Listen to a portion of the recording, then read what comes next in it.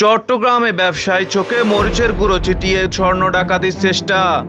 এক নারীর এমন দুঃসাহসিক ডাকাতির চেষ্টা সিসিটিভি ফুটেজ এখন সামাজিক যোগাযোগ মাধ্যমে রীতিমতো ভাইরাল। ঘটনাটি ঘটে চট্টগ্রামের ফটিকছড়ি থানা সংলগ্ন বিবিরহাট বাজারের নান্টু জুয়েলার্সে।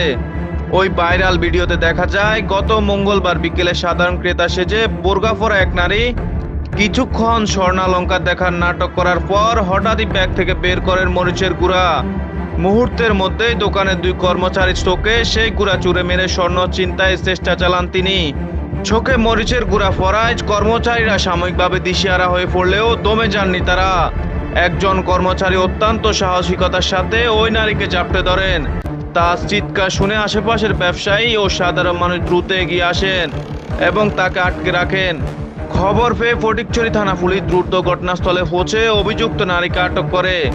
পুলিশ জানিয়েছে আটককৃত ওই নারীর নাম সালমা বেগম, বয়স 40 বছর। তিনি উপজেলা ধর্মপুর ইউনিয়নের বাসিন্দা।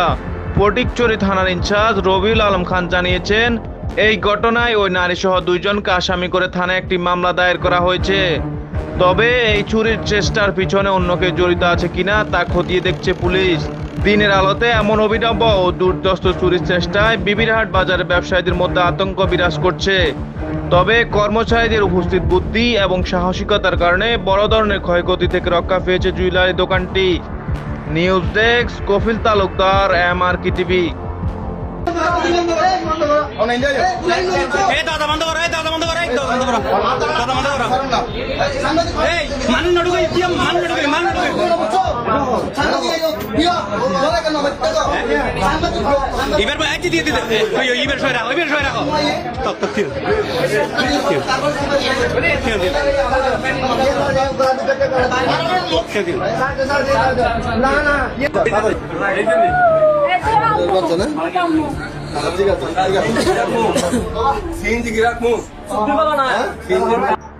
প্রথমে উনি আমাদের থেকে প্রথমে দেখাতে বলছিল, তো একটা একটা করে সবগুলো দেখাতে বলতেছিল আমি 15 লাখ টাকার মধ্যে মানে মাল নেবো। 15 লাখ টাকা আমার কাছে টাকা আছে, আমি 15 লাখ টাকার বরাবর স্বর্ণ কিনবো।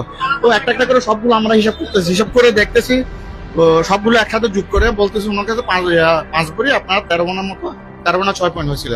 তো তখন হিসাব করার পরে সাথে সাথে ব্যাগ থেকে বের করে এমন ভাবে মাসে মানে 2 সেকেন্ডের কোনো ইয়ে নাই। তখন যখন মাসে তখন আমার তো সেন্সে কাজ করছিল, আমি মনে করছি অন্য কিছু মাছ ফক করে ধরে ফেলছি ওনাকে।